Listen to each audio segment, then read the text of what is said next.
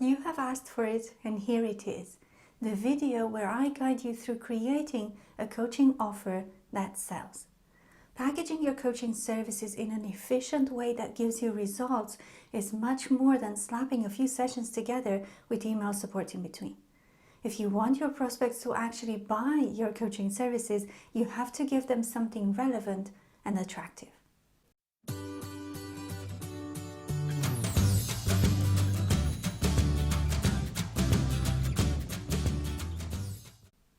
Hello friends, and welcome to the Savvy Corner. My name is Alisa, and today we're talking all about coaching offers. And by offers, I don't mean discounted services for limited amounts of time. No, your coaching offer is what you have available for sale in your coaching business. A service or a product your prospects have the opportunity to buy. I have seen this mistake time and time again, putting together a coaching package that contains a certain number of sessions with some accountability calls in between and email support. You've heard me say this before, but that is an incomplete offer. What would make it complete? I'm glad you asked. Grab a drink and let's talk about it. The reason such an offer is incomplete is that it focuses only on features. Features represent something your offer is or does. They are the logistics or practical elements of working with you. Number of sessions, how long they are, the frequency of them, number of accountability calls, the email support in between, any assessments or tests that you'll offer, access to a private community, and so on.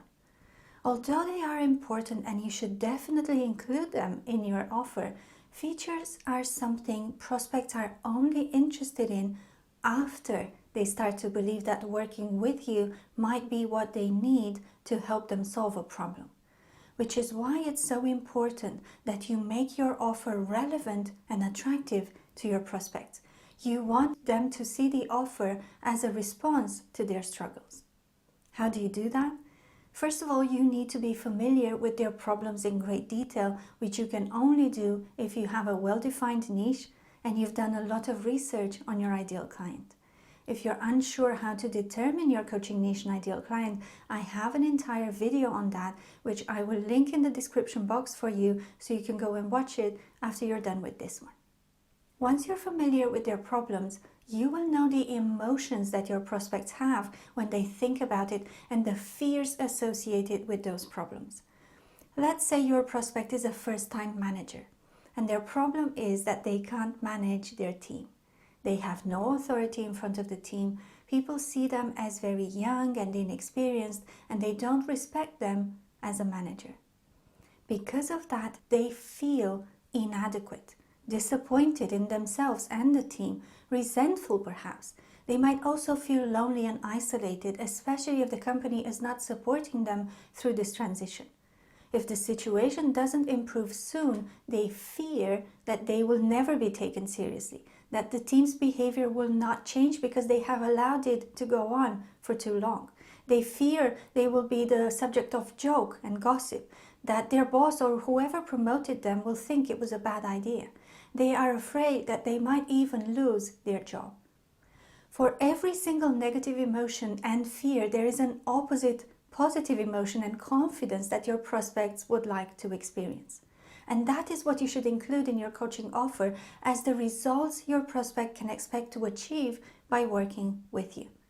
They don't care about the number of sessions and other features until they can see that your services can help them achieve those results. You want to make it very clear for your prospects why they should buy the coaching offer. What's in it for them? In other words, what are the benefits of working with you? Not only will you include the results they wish to achieve, but also your unique selling point and what makes this offer better than other similar ones. If you have experience in helping others successfully deal with the same problems that your prospect is experiencing, then you might also want to hint to that and perhaps include a short testimonial as well. Social proof is really important in creating trust with your prospects. So if you have testimonials and reviews, don't be afraid to use them. If you don't know what social proof is or you'd like to know more about it, let me know in the comments or send me a message or an email and I might make a video on this subject. In the meantime, if you're enjoying this video so far, I would really appreciate it if you gave it a big thumbs up and consider subscribing. It really helps to support the channel, and I thank you in advance if you do. Another important aspect of your coaching offer is the language you use. You should be using the same words and expressions your prospects use to describe their problems and desired results. You do this by observing how your current clients or prospects talk about their problems in normal conversation. You can also do some keyword research either on Google or here on YouTube. You can create surveys and polls on social media or even organized focus groups. Don't try to be clever with your words or too formal, or you risk losing the prospect because they don't relate to what you're saying. If you are a financial coach, for example, and your prospect believes they are not good with money, that is how you should express their problem. If they want to become better with money, then that's how you express the solution. If you start talking about optimizing their finances, you might lose them. Speaking of finances, another important element is the price, which has to be attractive compared to the value your coaching services offer. Since you've already described the benefits of working with you, it becomes easier to identify the value your prospects can expect to get from your coaching. Ideally, the price you charge is only a fraction of that value.